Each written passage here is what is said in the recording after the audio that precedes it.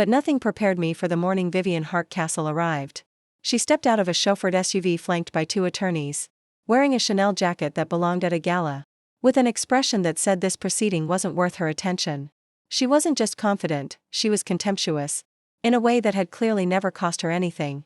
Before she spoke, it was obvious she had spent decades in rooms that rearranged themselves around her and assumed this one would be no different. When she did speak, looking me directly in the eye, she laughed and reminded me that I was a municipal judge and her husband was the governor, implying I knew what that meant. I did. And I knew exactly what the next 45 seconds would look like. That morning proved something I've believed for 30 years on this bench. Titles mean nothing here. What matters is what you did, and what you do when finally held accountable. The case file was clear: 47 seconds of video, a flower arrangement at a farmer's market, a 52-year-old florist shoved into her own display table, a bruised wrist, a cracked display case, and the words caught on a bystander's phone: "You're nobody. Do you know what my husband can do to a business like yours?" By morning, 3.2 million people had seen it. Vivian Hardcastle, wife of Governor Edmund Hardcastle, arrived promptly at 9 o'clock, not late, but as someone who treats punctuality as condescension. Cream Chanel jacket, statement jewelry, heels meant for a ribbon cutting, flanked by 2 partners. Her personal aide carried a custom leather document case.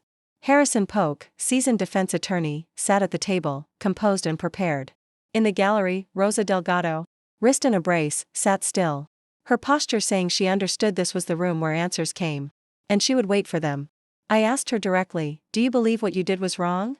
She leaned forward, looked me in the eye, and said, "I think this was handled badly, but frankly, this whole proceeding is an embarrassment. I'm the governor's wife. You're treating me like a criminal over a flower arrangement." Then she laughed, fully contemptuous, practiced. The kind of laugh that ends conversations and reminds everyone of the power differential. The courtroom went still. I didn't raise my voice. I looked at her long enough for her to understand. In this room, contempt has consequences. "Mrs. Hardcastle," I said, "you're about to find out why." She was placed under arrest for criminal contempt in addition to the original charges of assault and criminal threatening. The bailiff executed it calmly. Vivian's expression changed instantly.